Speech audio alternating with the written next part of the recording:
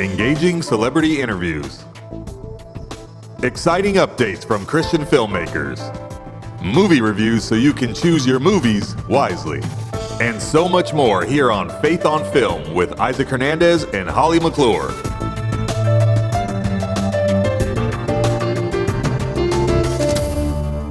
Hello, everyone. Welcome to Faith on Film. Holly, I see you survived the Arctic freeze. I did, Isaac. I did. Glad to be back. And you interviewed some really interesting people, stars of a movie. Tell us about that. I got a chance to talk with Melissa Anschutz from BMG Global, who, of course, wants to promote another movie that you can watch on Encourage TV. And then after that, I was able to, they are our sponsors, of course. And then after that, I got a chance to talk with the stars of the movie that we're going to talk about today, which is The Christmas Pledge. I know it sounds weird, we're doing a Christmas movie, but we can watch Christmas movies after Christmas, right? Oh, Home Alone is still on TV. So, okay, I saw it the other day and I'm thinking, it's still on. Okay, people love that. Absolutely. Yeah. So I got a chance to talk to Isabelle, let me see, I want to get her name right, Isabelle Almoyan and David Michael Reardon, who are the stars of the movie, of course. Okay. All right, first let's go on to Melissa. Hey, welcome back again, Melissa. It's always such a joy to have you on the show.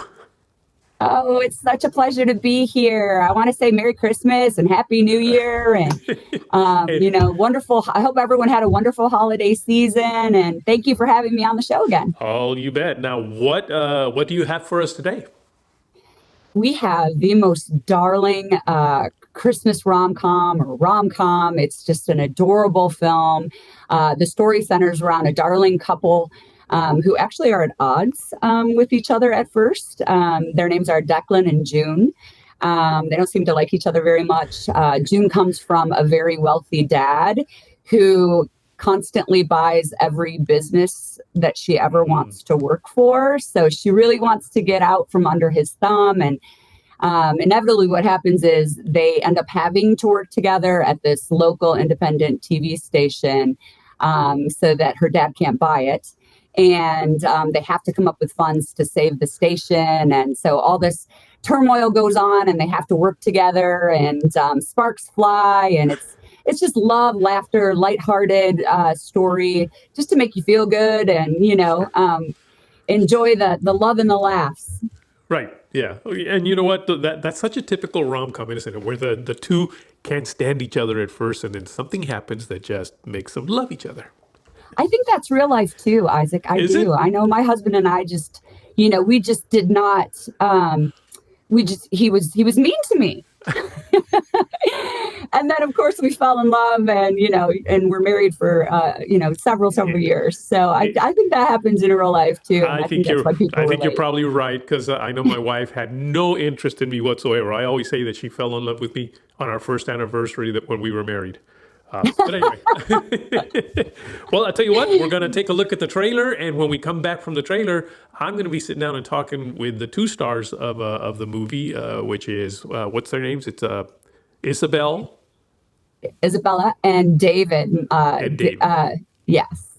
Fantastic. All right, here we go. You know how some people are like car problems or annoying relatives? They just keep turning up. So, please do not. No! She's a royal pill. Do you always give people grief for saving your workplace? You still understand nothing about screen grammar. Oh, please, to heck with the screen grammar. There's a formula. Right. You follow it. But come with us. Okay.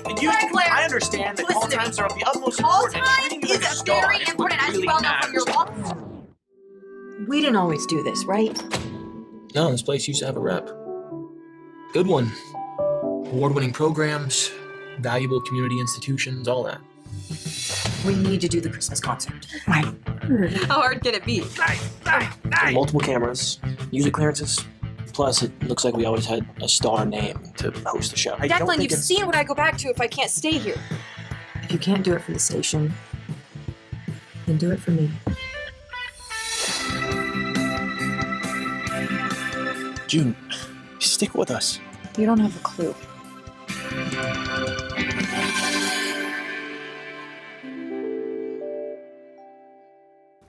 Hello, Isabelle. Welcome to Faith on Film. Hi. Thank you so much, Isaac, for having me. Oh, you bet. Now, I know that we're here today to talk about a movie, a Christmas movie of all things, called A Christmas Pledge. But as I was looking at like your IMDb page, I noticed that you were in quite a few movies, first of all, but even more specifically, a lot of movies that I recognize, Bringing Back Christmas, Camp Hideout, Running the Bases, Life Mark. I mean, a lot of pretty major films. So before we even get started talking about The Christmas Pledge, maybe you can tell us a little bit about yourself and how you got started in this business. Sure, absolutely. Well, thank you for saying that. All of those films were incredible to work on. They really were.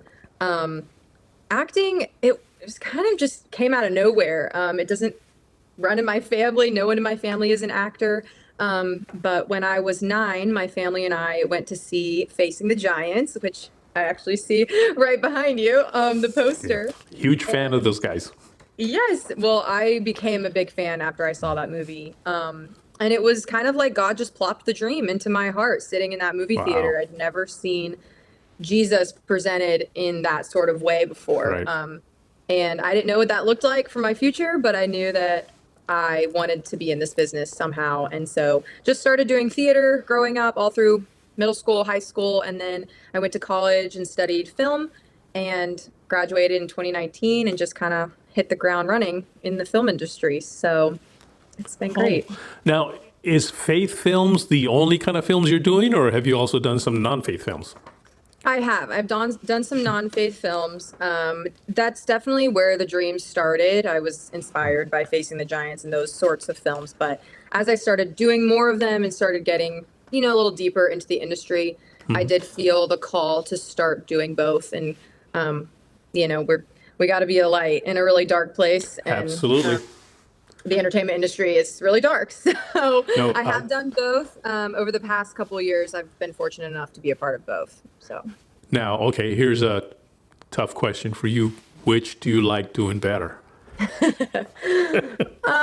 That is a tough question. It's, it's nice to do the faith-based projects because you're surrounded by believers. And I feel that time on set is a chance for me to kind of get poured into and get filled up, and then I take that with me when I'm on these secular sets, and that's my time to kind of pour out and hopefully fill others up, who don't believe the same way I do. So they're different, I agree. I've been a director in both. Mostly Christian. I mean, I grew up in Christianity and have been a director for, the largest Christian network there is, Trinity Broadcasting. But there was a time that I went to work in Hollywood for 1 year doing a secular show. No big deal. It was a sort of like a news format kind of a thing. But the one thing that I did notice is that I actually felt like I needed to connect with God more on the secular set. Because on the Christian set, it almost became like no big deal. Let's pray, whatever. And we didn't even need to pray because God is here. I don't know. But you go to the secular set, and all of a sudden I felt like, man, I really need for God to help me through this. And so they were definitely different. I enjoyed them both, but definitely different. Yeah. Now, okay, so tell me about The Christmas Pledge. Tell me about how you got that role, perhaps, and how did you like it? I loved this role. I loved playing June Schroeder so much. This role just fell into my lap, honestly. It doesn't always happen like this, but we filmed it last January, this time last year, actually, in Spokane, Washington. And I was actually in California visiting family at that time when I got the call, that, hey, we want you to audition, and it starts filming next week for like 3 weeks in Spokane. So I had packed for 1 week to be in San Diego and then immediately flew from San Diego to Spokane and had to go buy a winter wardrobe and all that. It was a crazy experience, but it was so much fun. I loved, right when I read the script, I was like, this character is so much fun. I've never played a character like her before. She's energetic, she's passionate, she's funny. She actually has had a pretty traumatic childhood, but she doesn't let that affect her personality, 99% of the time. And she's too smart for her own good. And I just loved her. I really did. Was there a particular scene maybe that you just really feel was your favorite scene? My favorite scene, it's funny. The one that stands out to me is the calling montage where I'm just making all of these phone calls to random people that the audience doesn't know because they can't hear the other side of the Right. conversation. So I'd never shot anything like that before, and it was really fun. But honestly, just all the argument scenes, I think, with David were a blast. James, our director, allowed us to have a lot of improv with those, and he really just in general allowed us to have a lot of freedom with our characters and character development and how we saw them portrayed in their personalities and little things that like made them tick. And those really, I feel like, came out in my argument scenes with David. So People, of course, that have not watched the movie probably have no idea what we're talking about here. Right. So first of all, folks, make sure you get out there and watch that movie. It's available right now on Encourage TV for free. You can go to Encourage TV and you can watch it. It is a Christmas movie, and I know we're already past Christmas, but I tell you, I personally just love to keep my Christmas lights on for literally almost halfway or more into January because I don't want Christmas to end. So watch this movie. It's a great movie. It's not really just a Christmas movie. It just happens that it takes place in Christmas time. But it's a great movie. It's a great movie to watch. Then you'll know what it is that she's talking about. All the arguments. It was a great, funny story. So obviously you were arguing with the other character, the main character in the movie. How did you like acting with him? I loved acting with David. He's a great guy. He's a great actor. On this movie, we had to spend a lot of time together because our characters spend a lot of time together. And unfortunately, 99% of the time we're together on screen is just arguing with a few little romantic moments thrown in. So that was difficult because I didn't want to just like go to work and argue with him all day. But it was fun. And he and I actually, we already knew each other. We had already worked together on running the bases, actually, which was the year before. Right. So it was great. We already had that friendship, that comfortability, and it was fun. It was a lot of fun. Well, good. I will be talking to him next, so I'll ask him the same question, see what he says about you. Okay. Well, thank you so much, Isabelle. Thank you. Hey, David. Welcome to Faith on Film. Hey, glad to be here, man. I hope you're doing good. I'm doing all right. Just finished our interview with Isabelle, who, of course, is your co-star on The Christmas Pledge, which can be seen, by the way, on Encourage TV. Now, David, you are best known for the roles of Fred DeLucas in the History Channel's The Food That Built America, and your co-star appearance in Netflix Outer Banks Season 3, as well as playing Cody Garrison in Running the Bases.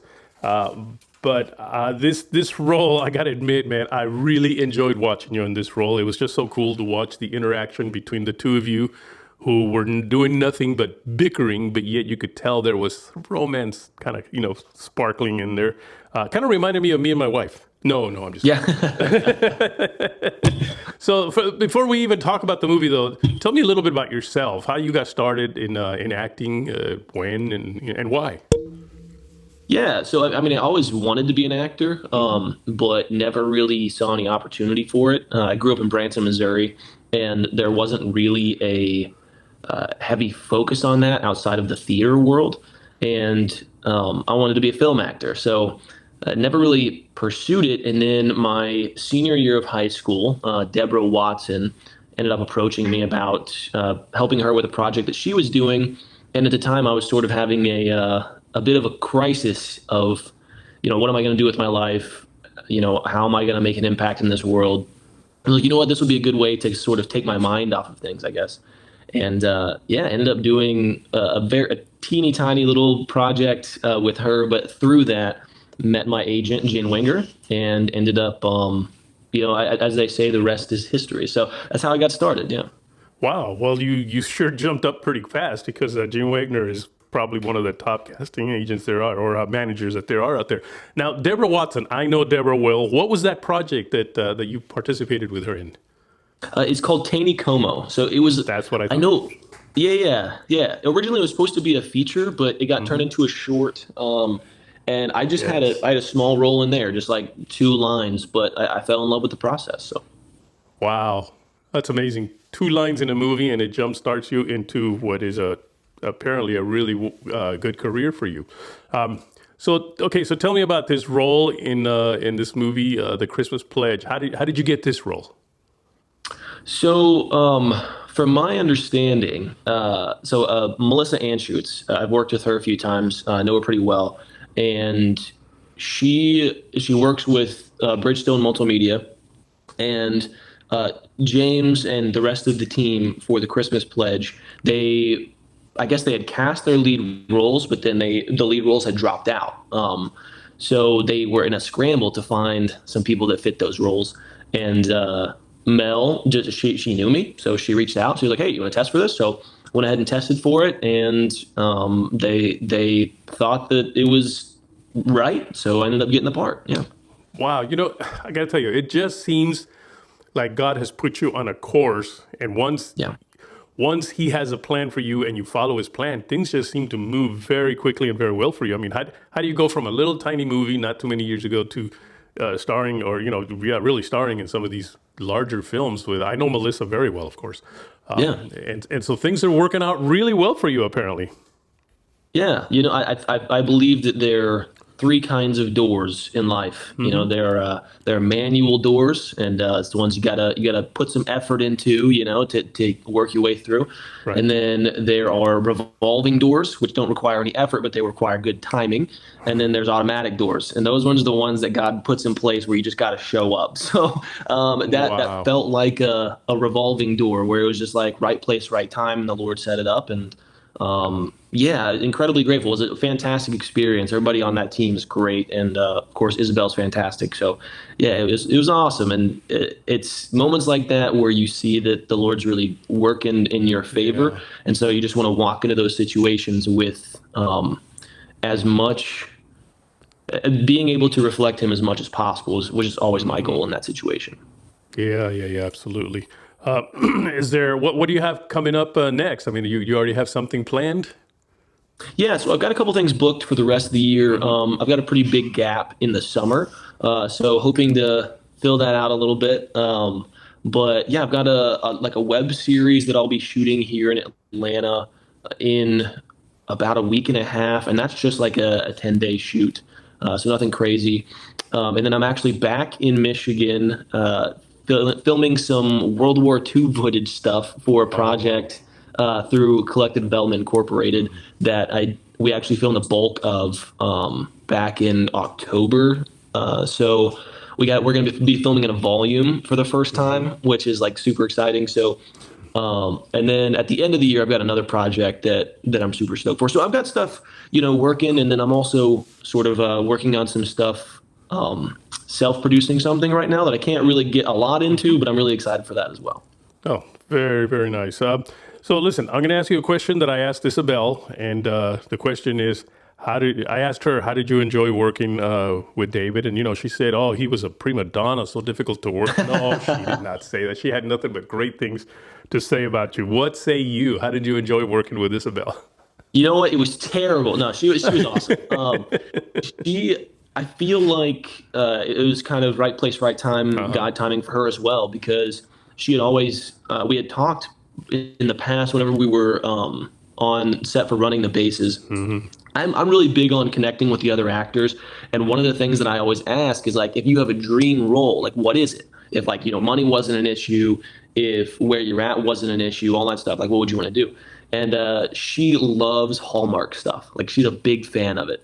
So being able to do something that has sort of that Hallmarky vibe to it, I know that was a dream for her, and she crushed it. I mean, she's made for that role, and she's a real professional, and just really fantastic at what she does. So no qualms. I think the only thing was she and we did an ice skating scene, and both of us were terrible. And I was like, man, I wish that we would have had some more time to prep for that. Oh my goodness. Yes. I have not ice skated for, I don't know, how many, 50 years maybe, because it's just too dangerous for me at this age. So where can people follow you? How can they connect with you?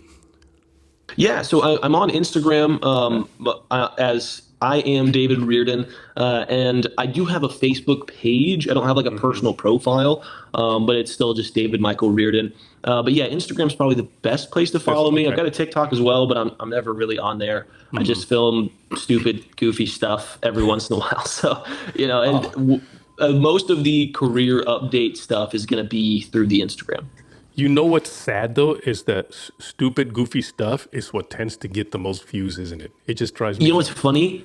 You know what's hilarious about that? I was driving down the road one day and I heard that song, Jesse's Girl, and I was like, I wonder how Jesse felt about that. So I made just a quick TikTok about it, and it got like almost 2 million views. And I was like, I literally didn't think anything about it. I was like, this is just going to be some kind of like, it's going to get 200 views or something and get lost in the algorithm. But no, you're exactly right. It's like just the most random goofy stuff that takes off. So I know. Sometimes I'll post some deep thought, and nothing, just, 10, 20, 30 views. And then one day I filmed myself, I was filming myself on a cruise and I fell down. I mean, I literally fell down. So I posted a video of me falling down. I got thousands of views. I don't get it. Well, anyway, man. Yeah, it's ridiculous. So listen, the movie, The Christmas Pledge, can be seen on Encourage TV even now. Yeah, it's a Christmas movie and it's past Christmas, but you can always watch good Christmas movies, can't you? I love Christmas movies. So listen, David, thank you so much for being with us today, man. Yeah, thank you for having me, man. I hope everything's going well on your end. And for anybody who hasn't seen The Christmas Pledge, go check it out. Holly, it was a great movie. I watched it, and it's just good to see some good, wholesome movies. It was a rom-com, and nowadays the world's putting out some movies that just have really bad relationships type of thing. And this one showed a very nice, wholesome relationship. So it's good to watch even after Christmas, isn't it? Absolutely. Why not? And Isaac, last week we did a show on The Chosen, and we talked about season 4. And I found out a little bit more interesting information I want to share as kind of a follow-up what's going on with Dallas Jenkins. But you had a chance to kind of get up close and personal with The Chosen recently, didn't you? I did. During this Arctic freeze, that was the least of my worries. Gladys and I, my wife and I, got COVID that week.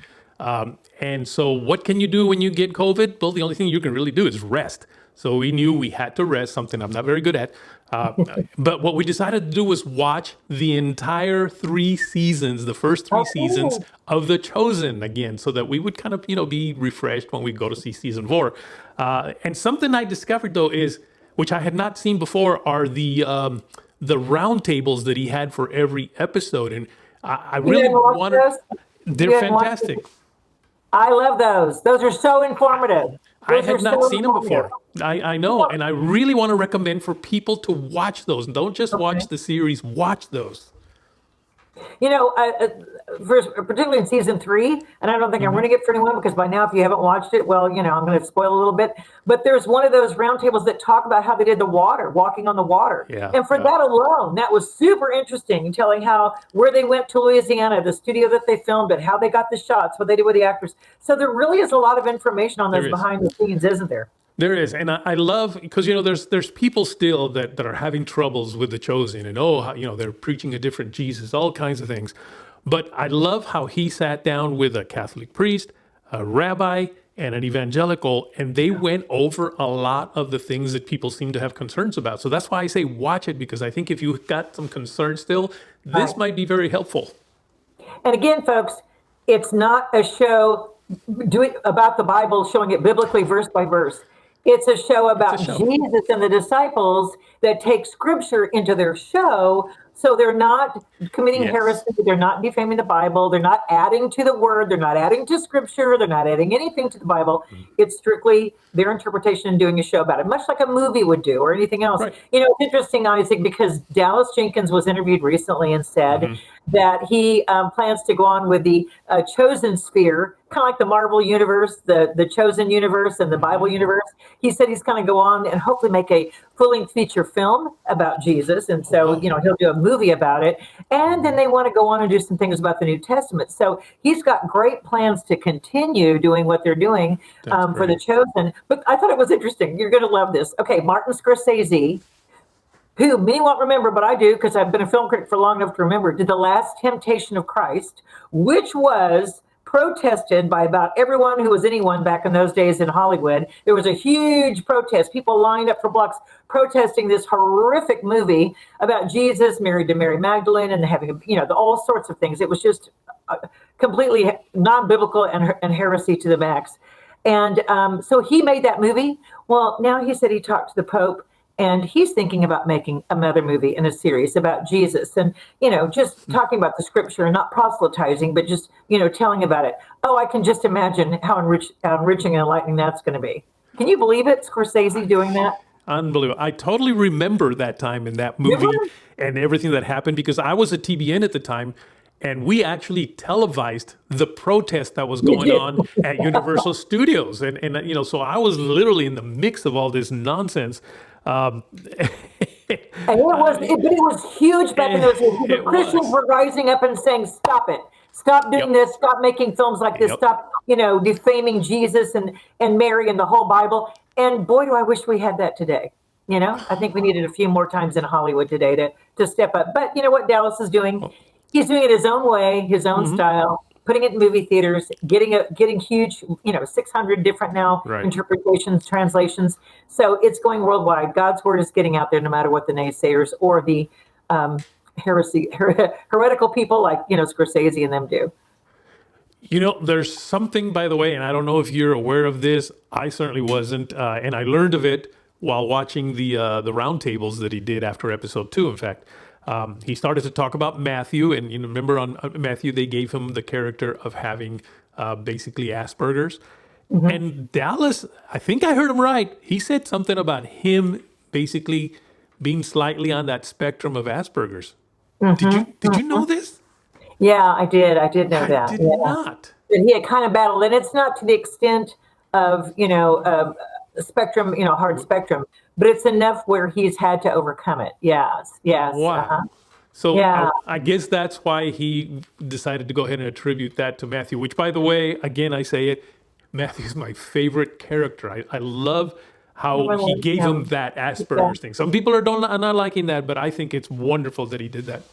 Well, the thing it shows and everyone can relate to is when you read the word and you read how people were crippled or they were deaf or they were blind or they were this or they were that. You read it, but you're not kind of visualizing it. And to see a character play parts, to see people that are crippled, to see people, that don't walk right, Little John, to see people that, have problems, but they're still spreading the word of Christ and they're still believing, they still have faith, they still have hope. I mean, isn't that what all of us are going through? So I love that they have that in there. It just makes it so much more relatable. Yeah, absolutely. Well, Holly, we again have run out of time for today, but anything else you want the people to know? Just great show. No, keep us informed. If you have any questions, let us know. Thank you for watching our YouTube channel. Thank you for watching and commenting on social media. Please comment on our social media if you have any questions or want us to cover anything else. But we've got some exciting movies. This is getting ready to go into the big movie season because it happens around April and May and all summer. So get ready. There's a lot of big films coming out. We'll be talking about those and much more with the Christian community. Absolutely. Well, Holly, stay warm. All right. Thank you, Isaac. Stay healthy. Bye-bye, folks.